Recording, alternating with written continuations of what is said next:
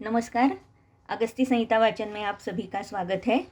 श्री चरक संहिता चिकित्सा स्थान सप्तमोध्याय कुष्ठ चिकित्सा, इसका हमारा वाचन चल रहा है।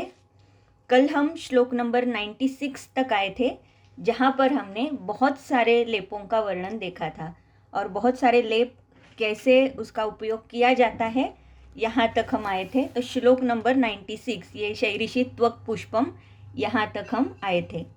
तो आज श्लोक नंबर 97 से स्टार्ट कर रहे हैं। श्लोक नंबर 97, अध्याय 7 कुष्ठ चिकित्सा, श्लोक नंबर 97। दार्व्या रसाञ्जनस्य च निम्बपटोलस्य खदिरसारस्य आरग्वध वृक्षकयोः त्रिफलायाः सप्तपर्णस्य इति षट् कषाययोगाः कुष्ठघ्नाः सप्तमश्च तिनिशस्य स्नाने पाने च हिताः तथा अष्टमश्च मारस्य। तो यहाँ दार्वी यानी कि दारूहरिद्रा, रसांजन, निम्ब, पटोल, खदिरसार, आरग्वध, वृक्षक यानी कि कुटज, त्रिफला और सप्तपर्ण, ये षट कषाय योगा। तो ये 6 प्रकार के कषाय योग है। कुष्ठघ्न के लिए ये 6 कषाय योग है। सप्तमश्च तिनिशश्च, तो तिनिश का मतलब होता है तिवस, मराठी में हम जिसे तिवस कहते हैं, या काला पळस जिसे हम कहते हैं, तो वो पळस यानी कि तिनिश। तो टीका में अगर आप देखते हो तो शायद स्यंदन लिखा होगा।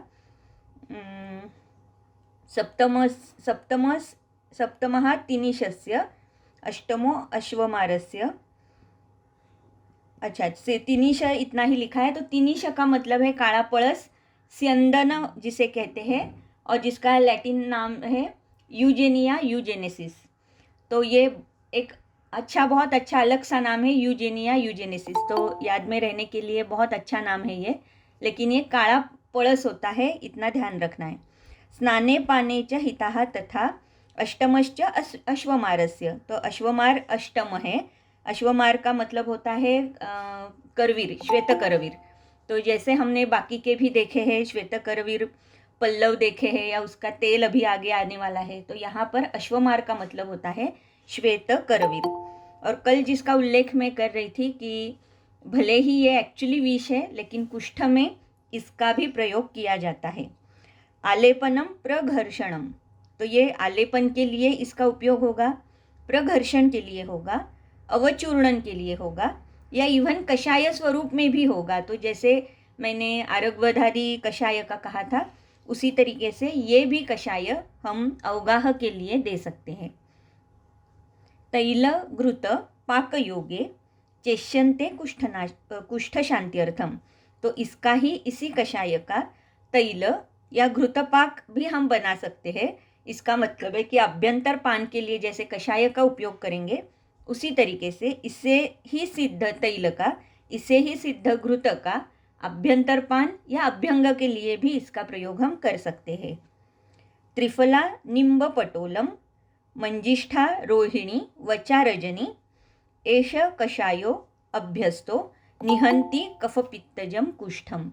तो ये कफपित्तज कुष्ठ के लिए त्रिफला, निम्ब, पटोल, मंजिष्ठा, रोहिणी यानी कटुरोहिणी, कुटकी, वचा, रजनी, हरिद्रा, एष कषायो अभ्यस्तो निहंती कफपित्तजम कुष्ठम। तो स्पेशली अभी तक के बहुत सारे जो योग हमने देखे हैं, ये कफपित्तज कुष्ठ के लिए स्पेशली जिसका प्रयोग हुआ है। तो ये कफपित्तज कुष्ठ के लिए है। कफपित्तज कुष्ठ जैसे हमें पता है कि पामा है या शतारू है। आपने अगर श्लोक नंबर 30 देखा, 29-30, तो यहाँ पर एक हमें समझ में आता है कि पामा शतारू विस्फोटम दद्रुश्चर्मदलम तथा पित्तश्लेष्माधिकम प्रायः। तो कफपित्तज कुष्ठ जो है, यहाँ पर इतने सारे कुष्ठों का प्रकार हमें लेना है। और भी अगर नाम नहीं है, लेकिन आपको ऐसे लग रहा है कि यहाँ पर पित्त कफज या कफ पित्तज संप्राप्ति दिखाई दे रही है, तो इनमें से कौन सा भी योग, इसका प्रयोग हम कर सकते हैं। अभ्यंग के लिए इसका ही तेल सिद्ध करके, घृत सिद्ध करके, या अभ्यंतर पान के लिए, कषाय पान के लिए अवगाह के लिए, इसका ही चूर्ण प्रघर्षण के लिए, उद्वर्तन के लिए, लेपन के लिए या अवचूर्णन के लिए इसका प्रयोग हम कर सकते हैं। एतैः एव च सर्पैः सिद्धं वातोल्बणं जयति कुष्ठम् एष च कल्पोदिष्टः खदीर असन दारुनिम्बानाम। तो इसी का ही अगर आपने सर्पी सिद्ध किया तो ये वातोल्बणम जयति कुष्ठम। तो हमने चिकित्सा सूत्र जब देखा था तो उसमें भी हमने सर्पी पान का महत्व कितना है ये देखा था, और फिर वातोत्तरेषु सर्पिर्वमनम श्लेष्मोत्तरेषु कुष्ठेषु, इस तरीके की वो लाइन थी। तो वहाँ पर हमने वातोत्तरेषु सर्पी इसका वर्णन देखा था। तो इसी से ही अगर सिद्ध घृत किया जाता है तो ये वातोल्बण के लिए भी बहुत अच्छा हो जाता है। तो यहाँ पर सर्पी क्योंकि योगवाहित्व है, उससे संस्कारस्य अनुवर्ती है घृत, इसकी वजह से जिससे वो सिद्ध होगा उसी तरीके का वो काम करेगा। इसीलिए भले ही ये वातोल्बण है लेकिन वहाँ पर घृत का उल्लेख है। तो यहाँ सर्पी सिद्ध करके वो वातोल्बण कुष्ठ में जिसका प्रयोग हम कर सकते हैं। एष च कल्पोदिष्टः खदीर असन दारू निम्बानाम। तो इसी तरीके से हम खदीर, असन यानी असनात ब्राइडेलिया, दारू और निम्ब, इनसे भी सिद्ध करके कषाय होगा, या जैसे मैंने कहा उसी तरीके से बाकी के भी फॉर्म्स में हम खदीर, असन, दारू, निम्ब इसका भी प्रयोग कर सकते हैं। श्लोक नंबर 102। कुष्ठार्क तुत्थ कटफल मूलक बीजानी रोहिणी कटुका कुटज फलोत्पल मुस्तम बृहति करवीर कासिसम एडगज निंब पाठा दुरालभा चित्रको विडंगश्च तिक्त अलाबुक बीजम कंपिल्लक सर्षपौ वचा दार्वी। एतैः तैलं सिद्धं कुष्ठघ्नं योग एष च आलेपः उद्वर्तनं प्रघर्षणं अवचूर्णनम एष एव इष्टः।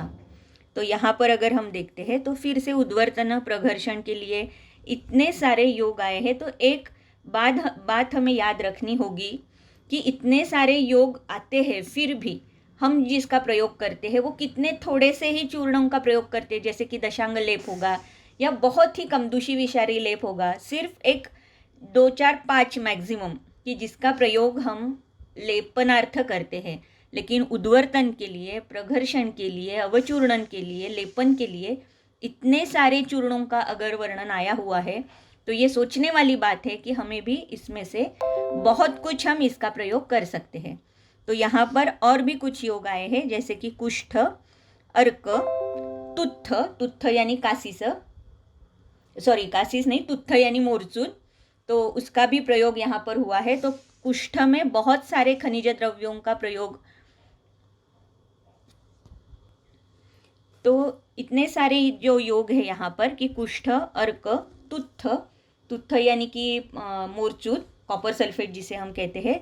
एक्चुअली तुत्था यानी वेलदोड़ा, वेलची भी आई है लेकिन तुत्था यहाँ नहीं लिखा है, तुत्थ है, और तुत्थ का प्रयोग इसके पहले भी हो चुका है।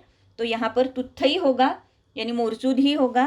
कटफल मूलक बीज, रोहिणी कटुका यानी कि कटुरोहिणी, कुटकी जिसका मतलब है, कुटज फल वत्सक इंद्रय, उत्पल मुस्त, बृहति करवीर और कासिस। तो कासिस का भी वर्णन यहाँ पर है। बहुत सारे खनिज द्रव्यों का वर्णन कुष्ठ में स्पेशली आया हुआ है। एडगज कल ही हमने देखा, चक्रमर्द, कैशियाटोरा, निम्ब, पाठा, दुरालभा, दुरालभा यानी धमासा, चित्रक, विडंगश्च, तिक्त अलाबुक बीजम, तो तिक्त अलाबू जो होता है उसका बीज, कंपिल्लक, सर्षप, वचा और दार्वी, दारू हरिद्रा। एतैः तैलम सिद्धम कुष्ठघ्नम योग एष च आलेपः। तो इसी से ही हमें तेल सिद्ध करना है, कुष्ठघ्न योग सिद्ध करना है इसी से ही। यही चूर्ण अगर जिसका हम आलेप के लिए प्रयोग कर सकते हैं, इसी का ही प्रयोग उद्वर्तन के लिए, प्रघर्षण के लिए या अवचूर्णन के लिए भी एव इष्टः, ये ही हम जिसका प्रयोग कर सकते हैं, इतना ये इष्ट प्रयोग है। तो इतने सारे द्रव्यों का वर्णन है, तो एटलीस्ट हमें ये सोचना चाहिए कि कौन से दोष का प्राधान्य हमें लग रहा है। अकॉर्डिंगली इतने सारे रेडीमेड योग है, यानी हमें कुछ बाकी करने की ज़रूरत ही नहीं है, लेकिन सिर्फ दोषों का आधिक्य देखकर यहाँ पर जितने सारे द्रव्य आए हैं, जितने मिल सकते हैं, और मेरे ख्याल से जितना मुझे हो रहा है मैं इनके लैटिन नेम बताने की कोशिश कर रही हूँ ताकि ये कौन सा द्रव्य है ये हमें समझ में आए। तो इतने सारे द्रव्य दिए हुए हैं। अलाबू का अलाबू आप एक बार पढ़िए, अलाबू और इक्ष्वाकु, इसका वर्णन आप एक बार देखिए। कमंडलू, पहले ज़माने में जो कमंडलू बनाते थे, तो कमंडलू जो होता है उसे ही अलाबू कहते, और तिक्ता अलाबू का ही प्रयोग हम हमारे द्रव्यों में करते हैं। एक बार आप अलाबू ज़रूर देखिए। तो अलाबू फिर मैं नहीं अगर समझ में आया तो बोलूँगी, लेकिन अलाबू बहुत ही फेमस द्रव्य है, और कमंडलू जिसे बनाते थे उसे अलाबू कहते हैं। फिर नेक्स्ट श्लोक है 105, श्वेत करवीरादि तैलम नाम से आया हुआ है। तो श्वेत करवीर करसो गोमूत्रम चित्रको विडंगश्च कुष्ठेषु तैलयोगः सिद्धो अयम सम्मतो भिषजाम इति श्वेत करवीराद्य तैलम। तो श्वेत करवीरादि तेल यहाँ पर आया हुआ है, जिसमें श्वेत करवीर का स्वरस लिया है, गोमूत्र लिया है, तो द्रव्य के स्वरूप में ये दो आए हैं। चित्रक विडंग ये कल्क के स्वरूप में आए होंगे। कुष्ठेषु तैलयोगः सिद्धो अयम सम्मतो भिषजाम, तो इसे सिद्ध किया हुआ जो तेल है ये हम श्वेत करवीराद्यम तैलम नाम से जो प्रसिद्ध है, इसका उपयोग हम कुष्ठ के लिए कर सकते हैं। तो यहाँ पर करवीर रस ही इतना ही लिखा है, लेकिन इसके आगे वाला जो श्लोक है यहाँ पर पल्लव का उल्लेख है, तो शायद हो सकता है यहाँ पर भी रस है, स्वरस है, तो ये पल्लव का स्वरस भी हो सकता है। लेकिन यहाँ पर सिर्फ श्वेत करवीर का रसो है, तो मूल भी हो सकता है या पल्लव भी हो सकता है। नेक्स्ट श्लोक जो है यहाँ पर, श्वेत करवीर पल्लव मूलत्वक वत्सको विडंगश्च कुष्ठ अर्कमूल सर्षप शिग्रु त्वग्रोहिणी कटुका एतैः तैलं सिद्धं कल्कैः पादांशिकैः गवां मूत्रं दत्वा तैलचतुर्गुणम् अभ्यंगात् कुष्ठ कंडुघ्नम इति श्वेतकरवीर पल्लवाद्यम तैलम। तो यहाँ पर पल्लवाद्यम तैलम कहा है, तो पल्लव का स्पेशली उपयोग यहाँ पर किया हुआ है। तो एक समझने वाली बात है यहाँ पर कि श्वेतकरवीर पल्लव है, मूलत्वक है, क्योंकि बहुत बार ऐसे होता है कि ट्रांसलेशन में श्वेतकरवीर का पल्लव और मूल और वत्सक की त्वक या वत्सक का मूल और त्वक, ऐसे भी बहुत सारे पुस्तक में आए हुए हैं। लेकिन यहाँ पर मुझे ऐसे लग रहा है कि श्वेतकरवीर पल्लव है और श्वेतकरवीर मूल जो है उसी का त्वक है। जैसे कि हम सारीवा जिसका प्रयोग किया जाता है, तो अभी तो हम डायरेक्टली मूल का प्रयोग करते हैं, लेकिन एक्चुअली ग्रंथोक्त सारीवा मूल की त्वक ऐसे बोला गया है।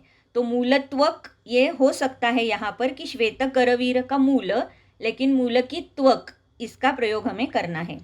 फिर वत्सक, इंद्रयव, विडंग, कुष्ठ, अर्कमूल, सर्षप, शिग्रु, शिग्रु त्वक यानी कि शिग्रु की त्वचा है डायरेक्टली, रोहिणी कटुका, कटुरोहिणी, एतैः तैलम सिद्धम कल्कैः पादांशिकैः गवां मूत्रम। तो यहाँ पर भी बहुत सारे ट्रांसलेशंस में लिखा है कि गोमूत्र 1/4, पादांशिक गवामूत्र ऐसे लिखा है, लेकिन ऐसे नहीं हो सकता। अगर हमने तैल सिद्धि का फॉर्मूला अगर देखा तो 1:4:16 है, तो 1 भाग कल्क है, तो इसीलिए यहाँ पर लिखा है कि ये जो सारे द्रव्य है तो ये पादांशिक ही है। तो 1 भाग अगर हमने ये कल्क लिया तो उसे मूत्रम दत्वा तैल चतुर्गुणम अभ्यंगात, तो मूत्र जितना हम लेंगे उसे यानी कि मूत्र दत्वा तैलम चतुर्गुणम, तो गोमूत्र तैल के चतुर्गुण लेना है और तेल 4 भाग लेना है। तो अपने आप कल्क 1/4 ही हुआ ना। 1 भाग अगर कल्क लिया, 4 भाग तेल लिया और उससे 4 भाग चतुर्गुण मूत्र लिया, गोमूत्र लिया, तो 1:4:16 इसी प्रकार से हमारा ये तैल सिद्ध हो जाएगा। तो इसे श्वेत करवीर पल्लवाद्यम तैलम ऐसे कहा गया है। तो कल्क जो है ये पादांशिक, किसका पादांशिक, तो तैल का 1/4, इसीलिए 1 भाग कल्क, 4 भाग तेल और इससे चतुर्गुण गोमूत्र, इस तरीके से ये तैल सिद्धि है। उसके बाद तिक्त इक्ष्वाक्वादी तैलम। तिक्त अलाबुकबीजम द्वे तुत्थे रोचना हरिद्रे द्वे बृहती फलम एरंडः सविशालः चित्रकोमुर्वा कासीस हिंगू शिग्रु त्र्यूषण सुरदारु तुम्बरु विडंगम लांगलकम कूटजत्वक कटुकाख्या रोहिणी चैव सर्षपतैलं कल्कैः एतैः मूत्रे चतुर्गुणे साध्यं कंडू कुष्ठ विनाशनम अभ्यंगान मारुत कफहंत्रु इति तिक्त इक्ष्वाक्वादी तैलम। तो यहाँ पर तिक्त इक्ष्वाकादि तैल का वर्णन आया है। जैसे पहले श्वेत करवीर पल्लवाद्य था या उसके पहले श्वेत करवीराद्य तैल था, उसी तरीके से यहाँ तिक्त इक्ष्वाकु है वो, तो इसीलिए तिक्त इक्ष्वाक्वादी तैलम ऐसे आया हुआ है। तो क्या क्या है? तिक्त, अलाबु और इक्ष्वाकु एक ही है, तो उसका ही बीज यहाँ पर प्रयोग में लाना है। द्वे तुत्थे, अभी यहाँ पर टीका में द्वे तुत्थे यानी मयूर तुत्थ और खरपरिका तुत्थ ऐसे कहा है, लेकिन बहुत बार एक ही प्रकार का तुत्थ ऐसे माना जाता है। ये दो प्रकार नहीं है ऐसे भी माना जाता है, लेकिन अभी तो फिलहाल यहाँ पर टीका में मयूर तुत्थ और खरपरिका तुत्थ ऐसे कहा है। तो द्वे तुत्थे यानी ये दो प्रकार हो सकते हैं। रोचना, रोचना यानी गोरोचन, हरिद्वे यानी हरिद्रा और दारू हरिद्रा। बृहती फल, तो बृहती का फल यूजुअली हम ऐसे करते हैं कि ये जो लघु पंचमूल है जिसके मूलों का प्रयोग होता है, तो ये बृहती लघु पंचमूल है जहाँ पर जिसका प्रयोग हम मूल के स्वरूप में करते हैं, लेकिन स्पेशली यहाँ पर बृहती फल ऐसे लिखा है। तो ये यानी कि सोलानेम इंडिकम जिसे हम कहते हैं, या मराठी में ये जो फल आते हैं, फ्रूट्स आते हैं, इसे चिचारड़ी कहते हैं। और बहुत सारे गाँवों में इसका प्रयोग जैसे हम सब्जी बनाते हैं उस तरीके से सब्जी इसकी बनाई जाती है। तो ये बृहती फल जो है इसका प्रयोग इसमें है, ये एक समझने वाली बात है या याद रखने वाली बात है। एरंड, विशाल, चित्रक, मुरवा। कासीस, फिर यहाँ पर कासीस का भी वर्णन है। तो कासीस हिंगू शिग्रु त्र्यूषण यानी सुंठमिरी पिंपड़ी, सुरदारू, तुम्बुरु, विडंगम। तो इस तरीके से इतने सारे द्रव्य इसमें हैं। तो तुम्बरु एक अलग सी वनस्पति यहाँ पर आई है जिसे हम चिरफल कहते हैं। चिरफल सबने देखा होगा, मसाले जो बनते हैं हमारे घर के, तो उसमें ये चिरफल का प्रयोग हम करते हैं, जिसे ज़ैंथोज़ाइलम रेस्टा कहा जाता है। और बहुत बड़ा पेड़ होता है और जिसके यानी कि बार्क के ऊपर ऐसे बहुत सारे कांटे जैसे से बड़े बड़े ऐसे कांटे होते हैं, और उसका स्वरूप जो होता है वो पेड़ का, वो जैसे मगर की अपनी पीठ जैसे होती है ना, उस तरीके का एक उसका अपीयरेंस होता है। इमीडिएटली तुरंत समझ में आता है कि ये चिरफल है, क्योंकि उसका वो एक अपीयरेंस ही उस तरीके का, क्रोकोडाइल बार्क ही उसे कहते हैं, उस तरीके से अपीयरेंस उसका दिखता है। तो तुम्बरु यानी चिरफल, मराठी में चिरफल कहते हैं, शायद हिंदी में भी चिरफल ही कहते होंगे, लेकिन मसाले में इसका प्रयोग बहुत होता है। तो ज़ैंथोज़ाइलम रेस्टा इसका प्रयोग किया जाता है। विडंग, लांगलक, कुटजत्वक, कटुकाख्या रोहिणी, तो कटु रोहिणी, कुटजकित्वक यहाँ पर आई है। सर्षपतैलम कल्कैः एतैः मूत्रे चतुर्गुणे साध्यम कंडूकुष्ठ विनाशनम अभ्यंगात मारुत कफहंत्रु इति तिक्त इक्ष्वाक्वादी तैलम। तो यहाँ पर कंडू कुष्ठ इसके लिए स्पेशली सर्षप तैल में इसका प्रयोग कहा गया है। तो बहुत बार ऐसे होता है कि सर्षप का तेल का प्रयोग होना है या तिल तेल का होना है। तो अगर आपने यहाँ पर कुष्ठ देखा तो बहुत जगह पे सर्षप तेल का ही प्रयोग आया हुआ है, और यहाँ पर तो क्लियर कट उल्लेख ही है कि सर्षप तेल में कल्क और गोमूत्र के साथ, कल्क यानी ये जो अभी इतने सारे कल्क द्रव्य बताए, तो इनसे ही हमें सर्षप तेल की सिद्धि करनी है। और 1:4:16 ये एक जनरलाइज हमारा फॉर्मूला है। तो उसी तरीके से अगर हम इसका अर्थ लगाते हैं तो हमें ये समझ में आएगा कि ये तेल हमें कैसे सिद्ध करना है। श्लोक नंबर 111। तो ये कनकक्षीरी का तेल यहाँ पर फिर से बता रहे हैं। कनकक्षीरी शैला भार्गी दंत्याः फलानि मूलं च जाति प्रवाल सर्षप लशुन विडंगम करंजत्वक सप्तच्छद अर्कपल्लव मूल त्वं निंब चित्रक आस्फोताः गुंजा एरंडम बृहती मूलक सुरस अर्जकफलानि कुष्ठम पाठा मुस्तम तुम्बरू मुर्वा वचाः सषड्ग्रंथाः एडगज कुटज शीघ्रु त्र्यूषण भल्लातक क्षवकाः हरितालम अवाक्पुष्पी तुत्थम कंपिल्लको अमृता संज्ञः सौराष्ट्री कासिसम दार्वी त्वक सर्जिका लवणम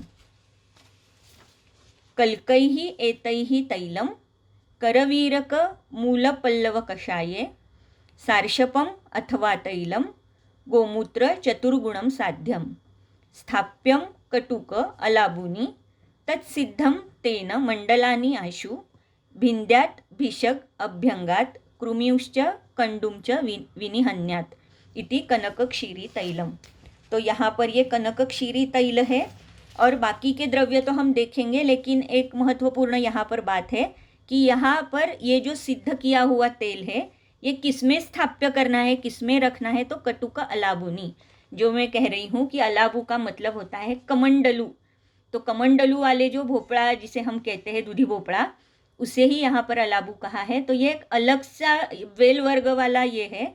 तो अलाबू यानी हम जो दूधी भोपड़ा खाते हैं उसी का ही एक प्रकार है, लेकिन थोड़ा बड़ा होता है और बहुत यानी कि टणक उसका जो आवरण है वो बहुत हार्ड होता है और जिससे हम कमंडलू बनाते हैं।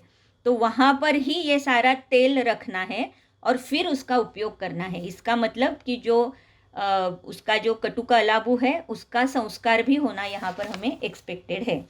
तो कनकक्षीरी का मतलब टीका में भी लिखा हुआ है कनकक्षीरी कंकुष्ठ इति ख्यातः। तो कनकक्षीरी का मतलब कंकुष्ठ ऐसे लेना है। फिर शैला यानी कि मनशील, भारंगी, दंती फलानी मूलम च। तो दंती फल और दंती मूल, एक्चुअली दंती मूल का ही हम प्रयोग करते हैं, लेकिन यहाँ पर जो फल लिखा हुआ है तो बहुत बार जयपाल में इसका एडल्ट्रेशन या जयपाल के लिए भी दंती का फल का जो बीज है उसका प्रयोग होता है कभी कभी। तो यहाँ पर दंती फल और मूल इसका प्रयोग हमें करना है। तो दंती सबको पता है जो विरेचक है जिसका उपयोग यहाँ पर हुआ है। जाति प्रवाल का अर्थ कल भी एक बार आया था, यानी कि टेंडर लीव्स ऑफ जाति। सर्षप, लशुन, विडंग, करंजत्वक, सप्तच्छद सप्तपर्णी, अर्क पल्लव और मूल। अर्क का पल्लव भी लेना है, पत्ते भी लेने हैं और मूल भी लेना है। त्वंग निंब का त्वक लेना है। चित्रक आस्फोता, तो आस्फोता का मतलब होता है अपराजिता, गोकर्ण, तो उसका प्रयोग होना है। गुंजा एरंड, बृहती मूलक, यानी बृहती अलग है, मूलक अलग है। सुरसा, अर्जक फलानी। तो यहाँ पर फिर से एक बार आया है कि अर्जक फल, तो अर्जक का मतलब होता है श्वेतपर्णासः, यानी कि जो द्रव्य सारे बताए हैं चरक सूत्रस्थान 27 में, वहाँ पर अर्जक का मतलब श्वेतपर्णासः लिखा है। तो श्वेतपर्णास इसका मतलब है कि पांढरी तुळस, तो उसका प्रयोग यहाँ पर हुआ है। कुष्ठ, पाठा, मुस्ता, तुम्बरू अभी हमने देखा कि चिरफळ, मुरवा, वचा, षड्ग्रंथा। अभी वचा और षड्ग्रंथा इस दोनों का ही मतलब वचा ही होता है, लेकिन वचा और षड्ग्रंथा, तो षड्ग्रंथा का स्पेशली मतलब होता है श्वेत वचा। तो अभी यहाँ पर श्वेत और ऐसे कोई वचा अलग सी मिलती नहीं है। तो जब हमें इस तरीके से द्रव्य नहीं मिलते तो एक ही द्रव्य हम डबल लेते हैं, ऐसा भी हम कर सकते हैं। तो यहाँ पर लेकिन हमें ओरिजिनल पाठ का पता होना ज़रूरी है। तो एक वचा यानी रेगुलर हमारी वचा और षड्ग्रंथा यानी कि श्वेत वचा। एड़गज का अभी तो पता है सबको, कैशिया टोरा, चक्रमर्द, कुटज, शीघ्रु, त्र्यूषण, भल्लातक और क्षवक। तो क्षवक का मतलब होता है कि श्वेत अपामार्ग। तो अपामार्ग में भी दो प्रकार आते हैं, एक रक्तवर्ण का आता है और एक श्वेतवर्ण का आता है। उसके फ्लावर्स में ये थोड़ा सा भेद होता है। तो यहाँ पर क्षवक का मतलब है श्वेत अपामार्ग। हरितालम अवाक पुष्पी, तो अवाक पुष्पी अलग सा फिर से आया है यहाँ पर अवाक पुष्पी। तो अवाक पुष्पी का मतलब होता है फिर से अपामार्ग, लेकिन आरक्तवर्णी अपामार्ग। तो दोनों प्रकार के अपामार्ग यहाँ पर उपयोग में लाए गए हैं, क्षवक और अवाक पुष्पी। तुत्थ, कंपिल्लक, अमृता संज्ञा। अमृता संज्ञा का टीका में वर्णन है, अमृता संज्ञा खरपरिका तुत्थम। तो तुत्थ का प्रयोग यहाँ पर हुआ है फिर से। तो यहाँ पर अगर खरपरिका तुत्थम ऐसे लिखा है तो इसका मतलब दो प्रकार के तुत्थ जरूर होंगे, खरपरिका तुत्थ और मयूरी तुत्थ। तो यहाँ पर खरपरिका का प्रयोग हुआ है। सौराष्ट्री कासीसम दारवी त्वक सर्जिका लवण सज्जिक्षार का प्रयोग है। कल्कैहि एतैहि तैलम करवीरक मूल पल्लव कषाये। तो द्रव्य के स्वरूप में करवीर, मूल और पल्लव का कषाय लेना है। सार्षपम अथवा तैलम गोमूत्र चतुर्गुणम साध्यम। और द्रव्य के स्वरूप में ये कषाय के साथ साथ गोमूत्र का भी प्रयोग है। तेल में सार्षपम अथवा तैलम, तो आइदर सर्षप का तेल लेना है और तिल का तेल लेना है, जो आपको सूटेबल लगे उस तरीके से लेना है। क्योंकि अथवा तैलम, सिर्फ तैलम ऐसा अगर शब्द आता है तो हमें पता है कि तिलात तैलम, तो तैल ये शब्द ही बेसिकली तिल से आया है। तो यहाँ पर तैल, इसका मतलब तिल तेल का भी प्रयोग हम कर सकते हैं। स्थाप्यम कटुका अलाबुनी तत्सिद्धम तेन मंडलानी आशु। तो यहाँ पर ये कहाँ पर स्थापन करना है, तो कटुका अलाबू में ये सिद्ध किया हुआ तेल स्थापन करना है। और मंडल कुष्ठ के लिए स्पेशली जिसका प्रयोग कंडुघ्न, कृमिघ्न इसके स्वरूप में, हम अभ्यंग के स्वरूप में कर सकते हैं। यहाँ पर ये जो एक आस्पोता ये शब्द आया है, तो अपराजिता के साथ साथ अर्क और रक्तार्क स्पेशली इसका भी वर्णन है। लेकिन पता नहीं, हो सकता है यहाँ पर सप्तच्छद अर्क पल्लव आया था, इसीलिए मैंने यहाँ पर आस्फोता में अपराजिता कहा। तो यानी कि रक्तार्क और यहाँ पर जो अर्क है ये श्वेत अर्क ऐसे हो सकता है, क्योंकि बहुत बार इसी पाठ में श्वेत और रक्त ऐसे दोनों प्रकारों का वर्णन है। तो यहाँ पर यह आस्फोता का मतलब अर्क भी रक्तार्क भी हो सकता है। तो ये दोनों आइदर और हो सकते हैं।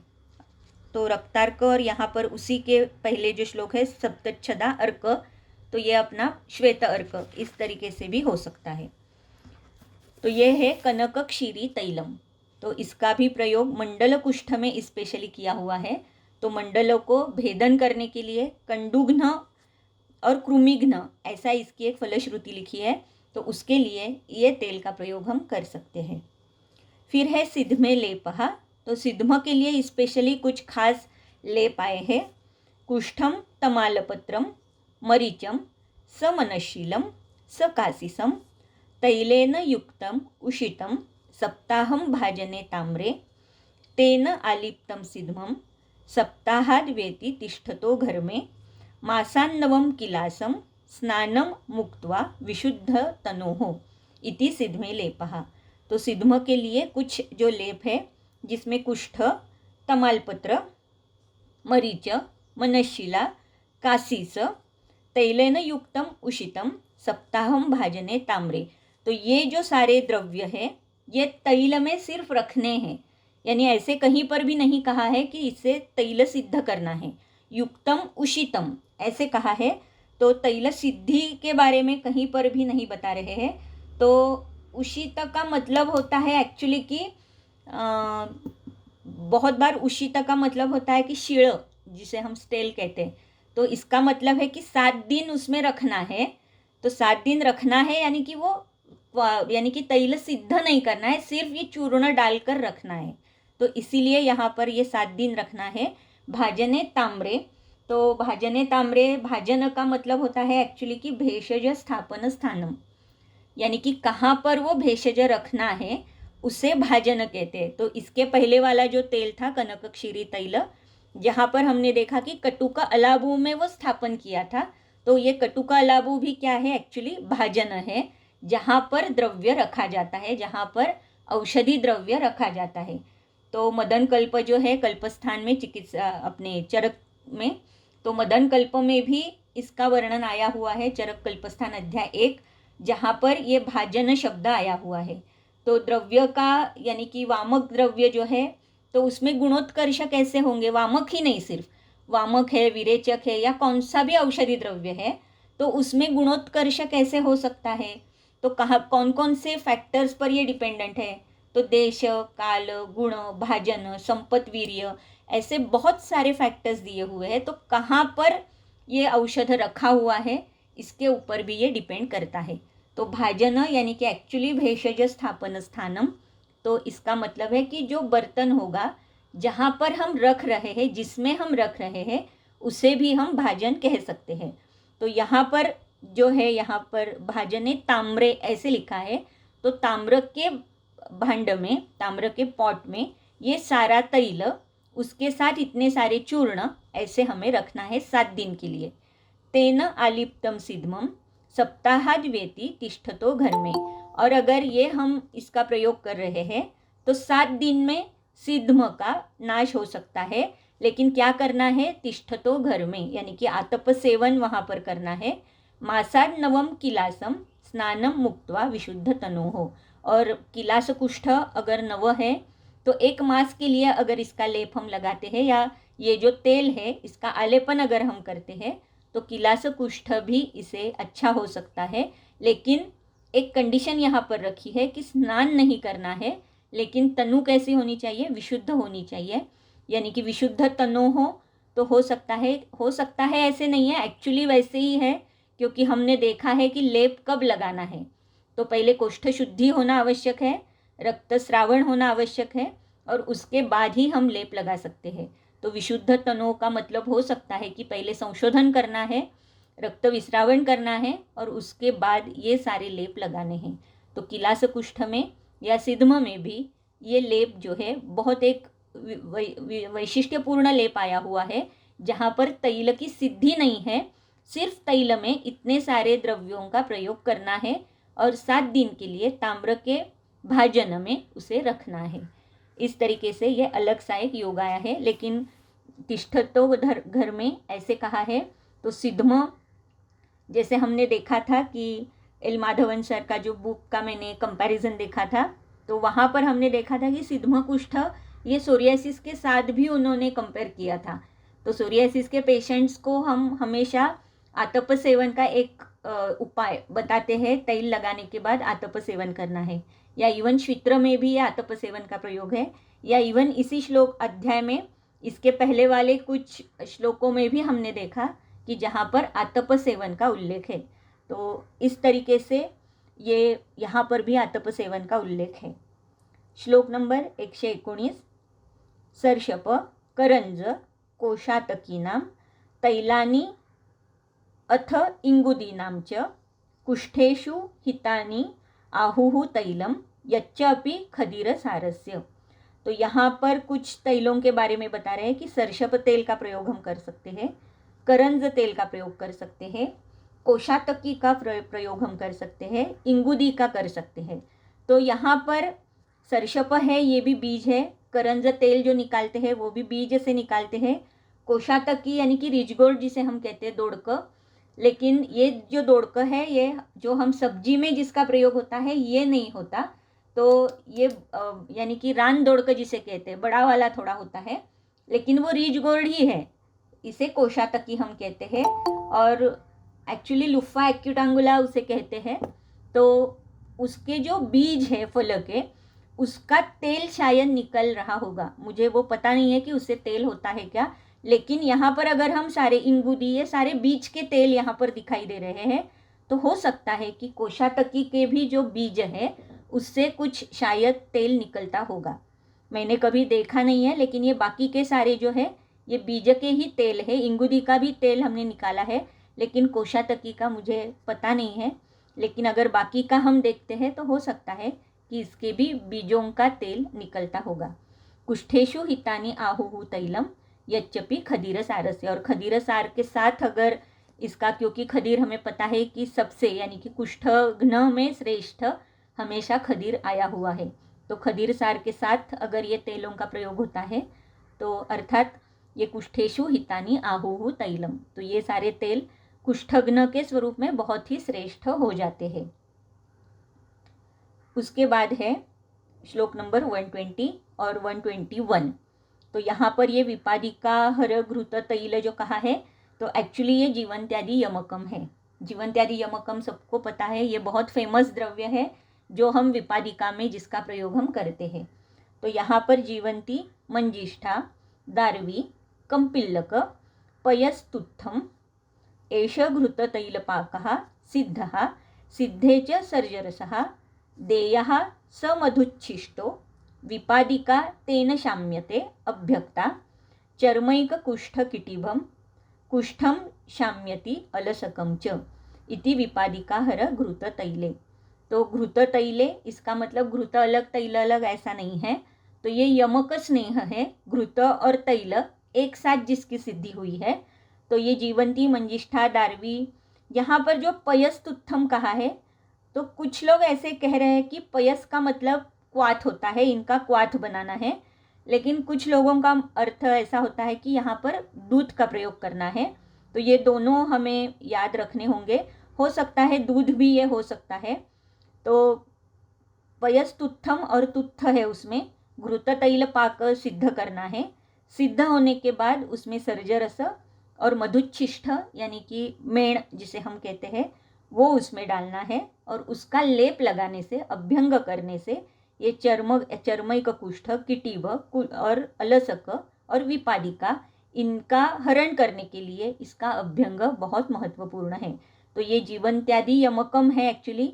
यहाँ पर घृत तैल पाक, गुल्म में भी हमने कुछ यमक देखे थे, तो वहाँ पर भी मैंने कहा था कि घृत तैल पाक जो होता है, तो एक्चुअली घृत का निर्माण विधि अलग होता है, तैल का निर्माण विधि अलग, यानी कि सिद्धि लक्षण उसके अलग अलग होते हैं।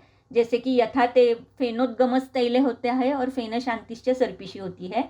तो ये बहुत ही अलग अलग, दो एक्सट्रीमली अलग उसके लक्षण आ जाते हैं।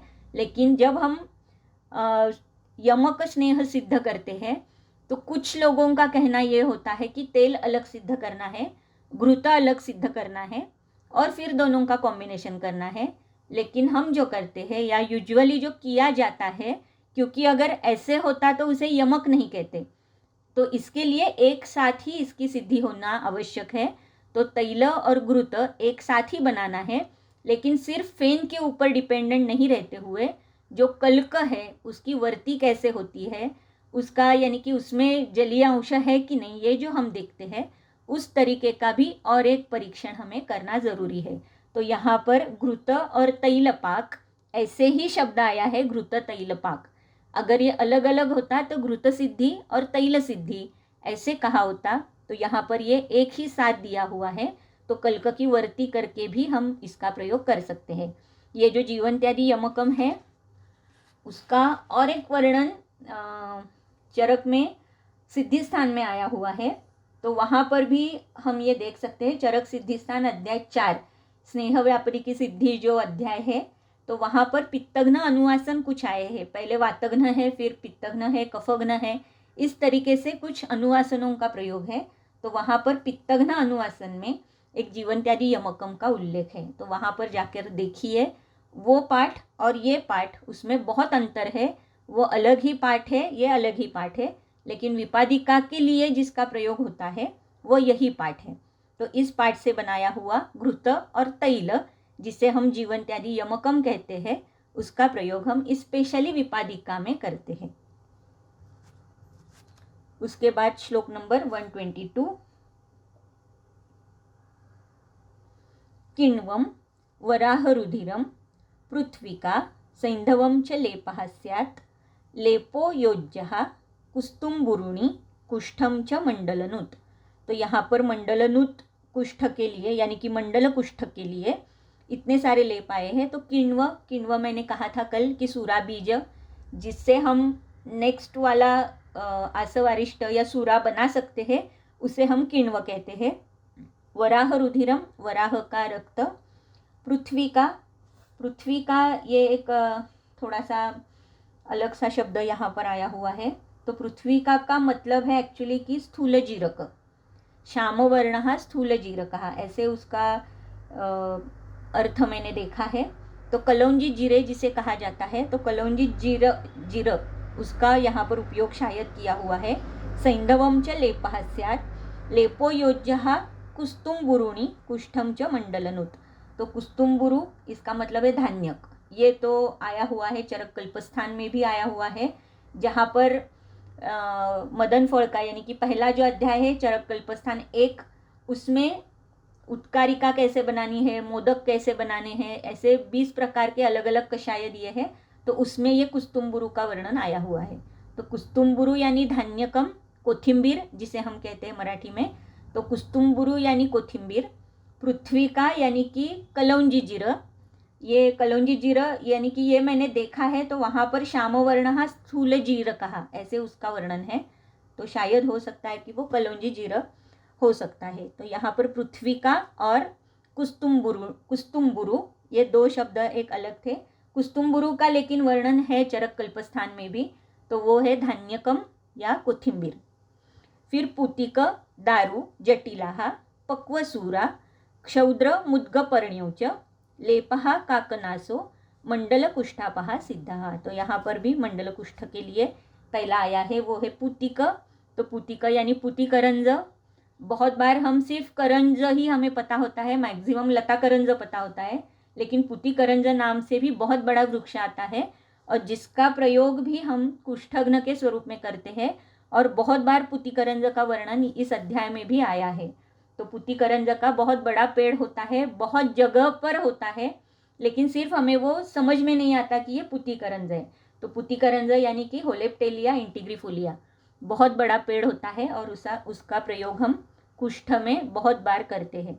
तो पुतिक दारु जटिला। जटिला का मतलब फिर से थोड़ा यहाँ पर कंफ्यूजिंग है। जटिला वचा के लिए भी आता है और जटिला जटा मौसी के लिए भी आता है और जटिला गुंजा इसके लिए भी आता है। लेकिन यहाँ पर जो है हो सकता है कि जटा मौसी या वचा ऐसे स्वरूप में ये हो सकता है, तो पता नहीं। लेकिन जटिला ये जो शब्द आया है तो चरक सूत्र स्थान में भी आया है, षड्विरेचन उस अध्याय में। तो संज्ञा स्थापक गण में भी आया है और गुंजा का भी वर्णन आया है शुक्र जनन गण में।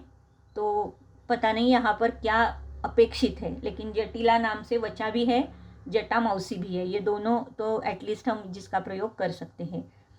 फिर है पक्वसुरा। पक्वसुरा का टीका में आप देखिए, पक्वसुरा का कुछ तो मतलब टीका में दिया हुआ है शायद। पक्वसुरा गोरक्ष कर्कटी, तो ये और एक अलग सा गोरक्ष कर्कटी और एक अलग सा ये द्रव्य है, ये देखना पड़ेगा, मुझे भी पता नहीं है कि गोरक्ष कर्कटी यानी यहाँ पर क्या एक्सपेक्टेड है। क्षौद्र, क्षौद्रवल्ली गुडुची कहा है, तो गुडुची। मुद्गपर्ण्यो, मुद्गपर्णी जिसे हम कहते हैं रानमुग, तो उसका प्रयोग आया है। लेपः स काकनासो मंडल कुष्ठापः सिद्धः।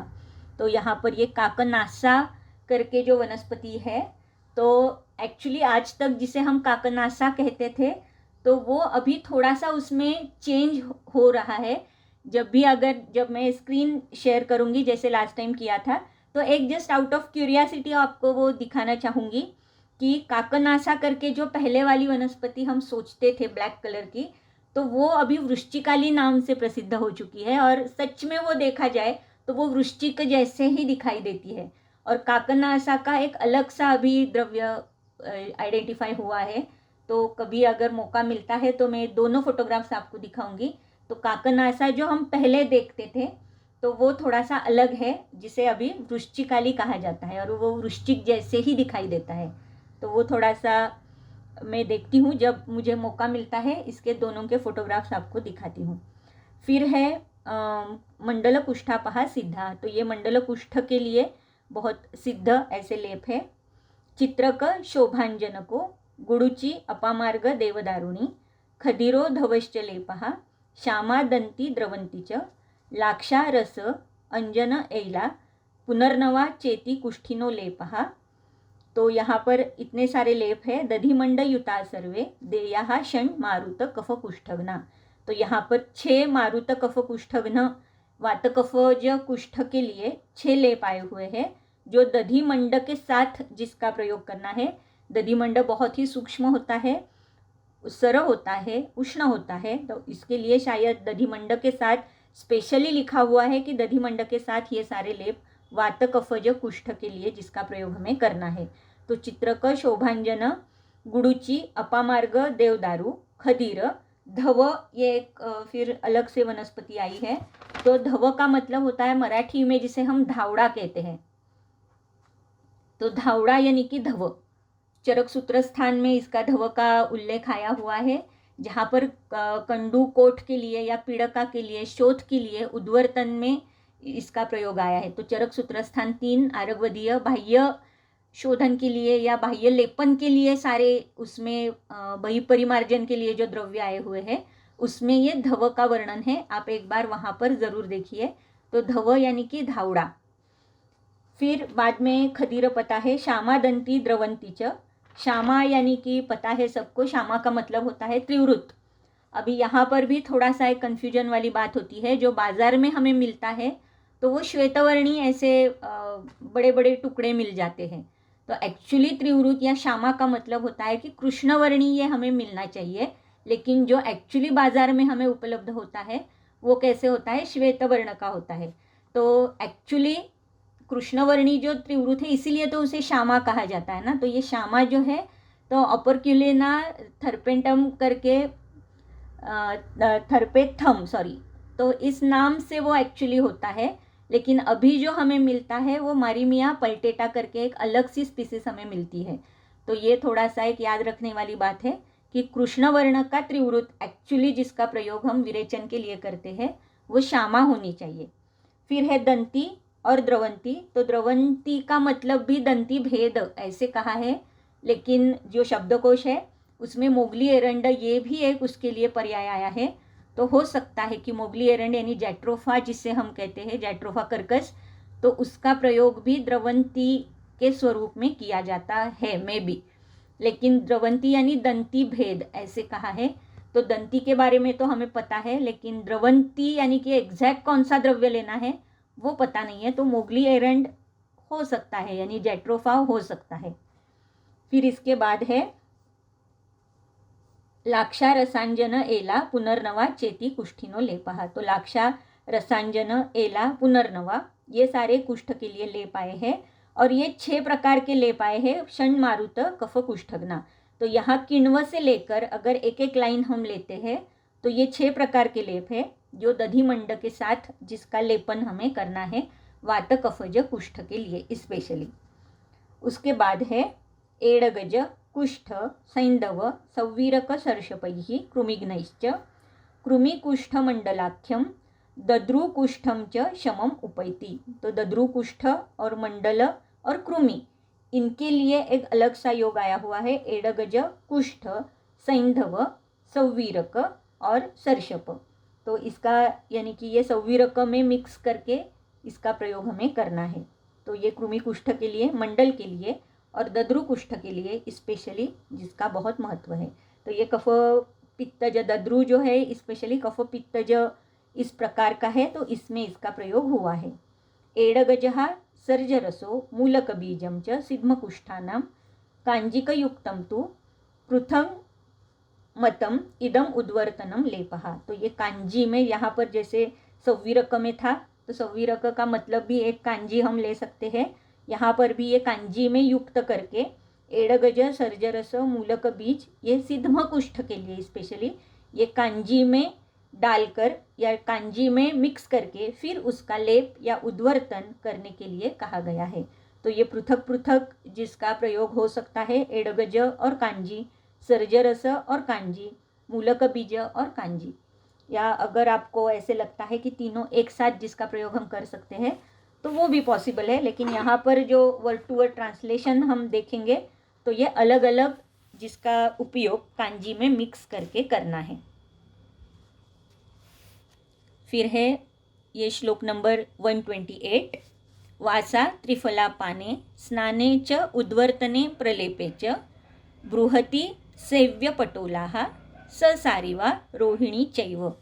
तो वासा पटोल ये तो सबको, सॉरी पटोल नहीं, वासा त्रिफला ये तो सबको पता है कि इसका प्रयोग हमें करना है पाने स्नाने उद्वर्तने प्रलेपे इसमें कुछ एक्सप्लेन करने वाली बात नहीं है, ऑलरेडी ये सारी चीज़ें हमने देखी है। बृहति सेव्य पटोला, तो सेव्य का मतलब है पांढरी जाई।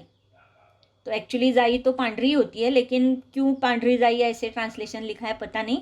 और कस्तूर मोगरी ऐसे और एक उसका वर्णन आया है। तो इसका मतलब जाति तो हम ले सकते हैं, तो बृहति जाति, पटोल शारीवा और कटुरोहिणी, इसका भी प्रयोग हम उद्वर्तन, स्नान, पान और प्रलेप के लिए कर सकते हैं। खदीर, अवघात, अवघातक, ककुभ, रोहित, रोहितक, लोध्र, कूटज, धवनिंबाः, सप्तच्छद करवीराः शस्यन्ते स्नानपानेषु। तो स्नान और पान के लिए ये जो सारे वासा, त्रिफला, ये जो कहे बृहति, सेव्य, पटोला, सारीवा, रोहिणी, उसके साथ साथ खदीर, अवघात, अवघात का मतलब होता है बाहुआ। बाहुआ का भी जैसे इसमें हमने देखा और इसके टीका में भी शायद लिखा है